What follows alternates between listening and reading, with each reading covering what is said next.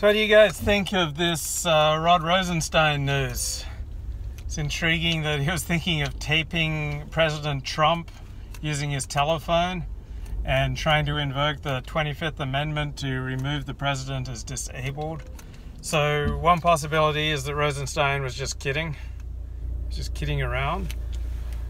Seems pretty serious subject to be kidding around about. Second possibility is that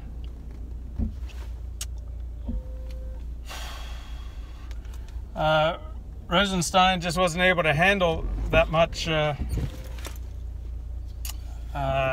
conflict and aggression and chaos. Okay, President Trump, in the most famous 2016 election essay, was referred to as the Flight 93 election, that he was the Flight 93 candidate, meaning that he was going to be chaotic, that he may be a terrible choice, but if there was any hope for the country surviving, it had to take a chance on someone like Trump. So normally I would expect that Jews would be better equipped to deal with extreme verbal violence, verbal hostility and aggression, such as what Trump displays, kind of typical for many New York Jews, and for making peace with chaos. Okay, I think that Jews would be better equipped to deal with that than, say, Northern Europeans who prefer a much more calm way of operating, less emotional. But Jews have a lot of Middle Eastern DNA, and if you see like a fender bender in the Middle East, you often see like screaming. It's like, ah! Okay, so people in the Middle East, they tend to be much more expressive of their emotions than Northern Europeans. But Rod Rosenstein obviously is Jewish, and yet one possibility I see is that the chaos, the tension, the verbal aggression, all these things swirling around was too much for him, and so he said, okay, we got to invoke the 25th Amendment, we got to revert to extraordinary measures. When people feel unsafe, when they feel like the world's going to hell around them, they will revert to measures that they wouldn't normally countenance. So, see, that is one possibility for this Rod Rosenstein news. Another possibility is that this is essentially a deep state coup, that these civil servants were just looking to take out Trump, and this was their excuse. Ironically, in the parliamentary system, when a government comes in, it's not able to replace nearly as many civil servants as in America's political system. So in England, a government comes in and you can replace very few civil servants, while in America you can replace thousands of civil servants. So if you watch the British TV series Yes Minister, Yes Prime Minister, you see how the politicians really don't count for anything. It's really the civil servants who are running the show. But America's different. On the other hand, Trump doesn't have a deep bench to recruit from, nor has he shown much loyalty for his supporters. The Trump administration set up a website once Trump was elected, encouraging people to sign up for working for the Trump administration. Apparently 0 people were hired. So Trump set out this big elaborate website and encouraged people to send in their resumes, and nobody was hired. Instead, all his hires, with very few exceptions, were no different than the people that Jeb Bush would have selected. So Trump may sound different than Jeb Bush, but almost all the people who serve him are indistinguishable from a Jeb Bush administration. So that's going to put any chance for Trump succeeding with his different agenda than conventional Republican politics, puts it in grave doubt. So what to make of all this news? Then there's the Brett Kavanaugh news. I saw an interesting point that if the Brett Kavanaugh incident had been treated as a crime, if he was indeed, let's say, convicted, he would have been a minor. His record would have been expunged when he became an adult, and it could not be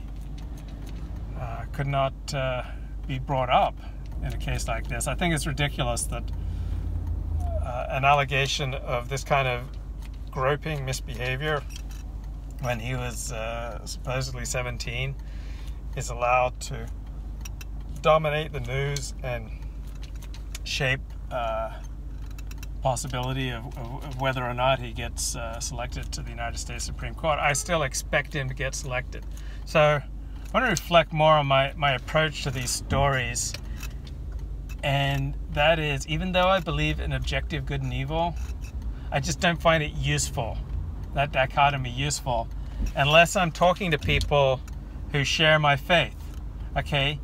Objective good and evil depends upon a shared faith statement. Okay? You need to share the same faith with people if you're going to have a discussion of objective good and evil. You need to have a shared faith in the same transcendent source of morality. So unless you share that same faith, it's pointless to talk about objective good and evil. So I don't find objective good and evil, generally speaking, a useful way for discussing the news of the day with people who don't necessarily share my assumptions. Okay, if I'm talking to people who share my faith assumptions, then sure, let's talk about objective good and evil. But this objective standard of good and evil is based upon a subjective leap of faith. There's no objective leap of faith to objective good and evil. That depends on a subjective leap of faith. So as a logician, you could say, well, if you multiply anything by 0, you get 0. And so even if you believe in objective good and evil, because it depends upon a subjective leap of faith, it's still a subjective standard. So I just don't find it useful, generally speaking, discussing the news of the day with a broad audience, and where we obviously don't share the same faith statements about God, source of morality, what's the code that we're going to refer to. So I'm not going to look at these Brett Kavanaugh hearings as good versus evil. That's not my way of approaching it, that the Democrats are just being dirty, sleazy, dishonest, disreputable, evil. No. To me, the analogy that spoke to me since inklings of this first came out last week is the Democrats are throwing a Hail Mary pass. That as things stood, there was no way that Brett Kavanaugh would not be confirmed. Therefore, on the slim chance that this tactic could derail that nomination, they're taking that slim chance. Now, when you go out on a limb like this, on the other hand, you don't know what the repercussions will be down the road, because when you break the normal rules, other people will likely retaliate, and so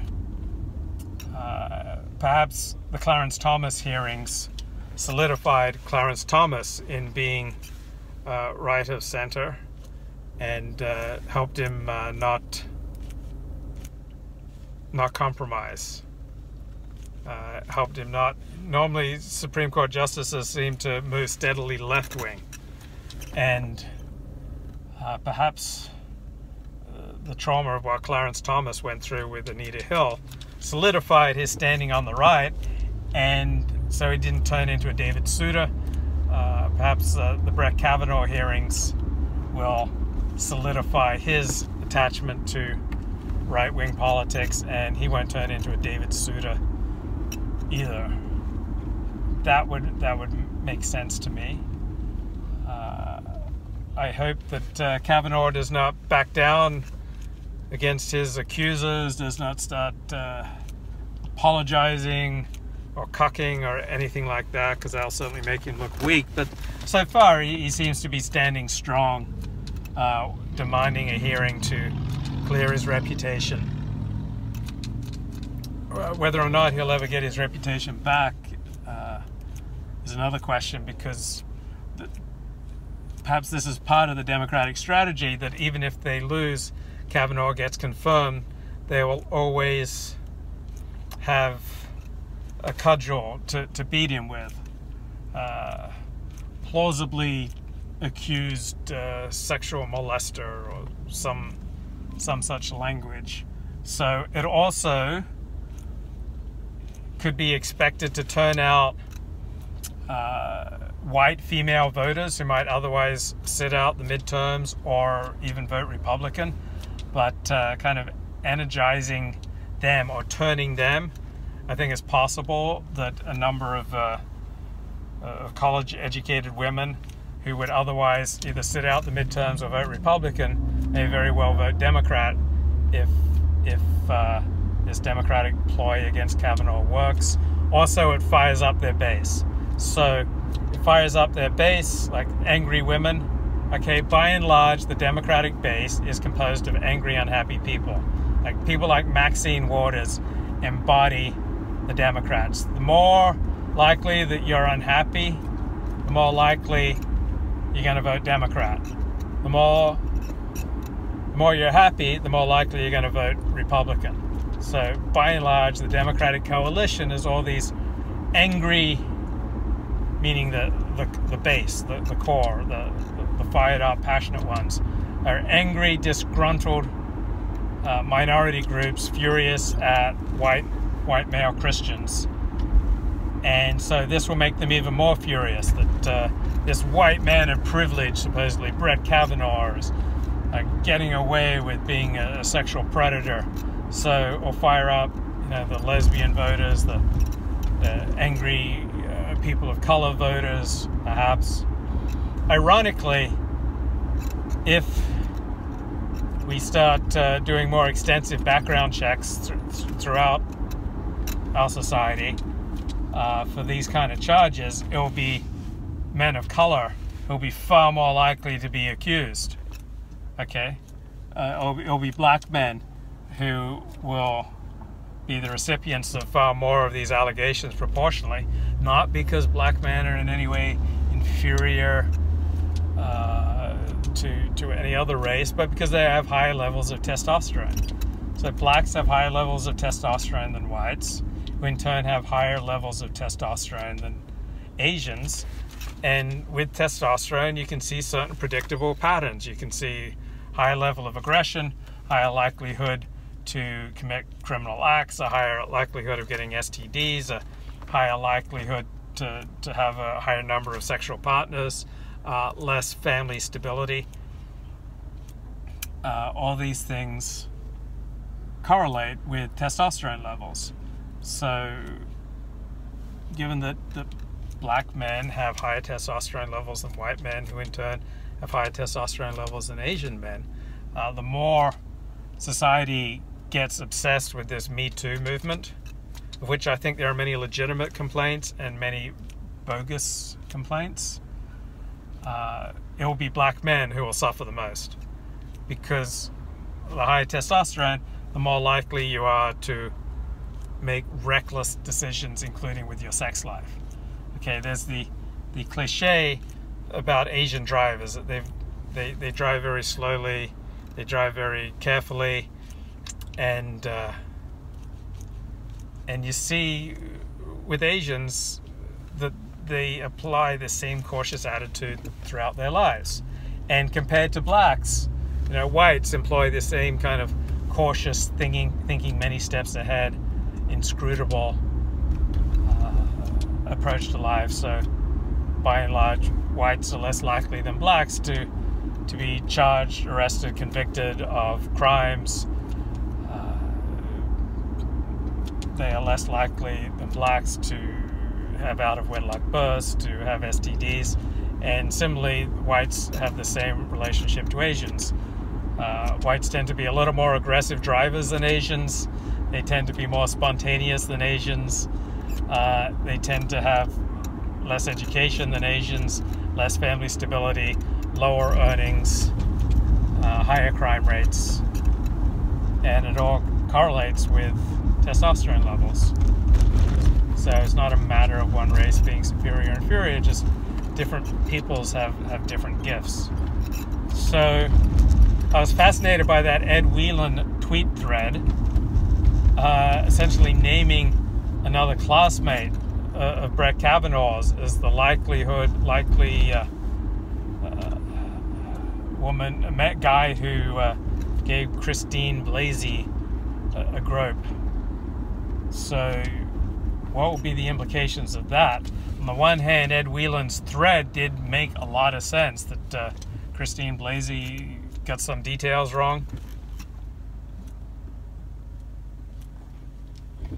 And it seemed that Ed Whelan's tweet thread ran very true. But on the other hand, you've incentivized the Brett Kavanaugh classmate to come out with maybe some damaging information about Kavanaugh.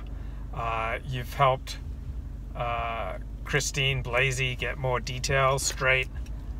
On the other hand, you would think that if the Democrats are going to go to the mat with this story, they've got at least one other accuser waiting in the wings. They will spring at the last minute, because while Brett Kavanaugh only faces one accuser, if there are multiple accusers, then it completely changes the complexion of the case. So if only one woman comes forward, says that Brett Kavanaugh groped me, Kavanaugh is still going to fly through the nominating process and get on the Supreme Court. But if two or more women come forward with independent stories, let's say the second one is just as hazy in many details as Christine Blasey's, but if there are two stories of this kind of behavior, then I think his nomination is in great peril. So at this point, I still expect him to sail through. I don't think Christine Blasey Ford is a nut. Okay, I don't think that she made up this incident out of whole cloth. On the other hand, memories of 35 years ago are not reliable, and this should never have been allowed to dominate the news and to slow down this nomination process. I think Republicans were weak to cave in to extending this confirmation battle. Okay, I'm driving on the left side of my car, so I don't know what optical trick you're seeing, but I'm driving on the right side of the road on the left side of my car. So it's some kind of optical illusion that's causing you to think that I'm driving on the right side of my car. I'm very much in Los Angeles, California. I'm right now on the corner of Pico Boulevard and Beverly Drive. I'm driving past Young Israel of Century City on my left. It's perhaps the most powerful or second most affluent per member Orthodox synagogue in Los Angeles, next to Young Israel of North Beverly Hills. That's even more affluent.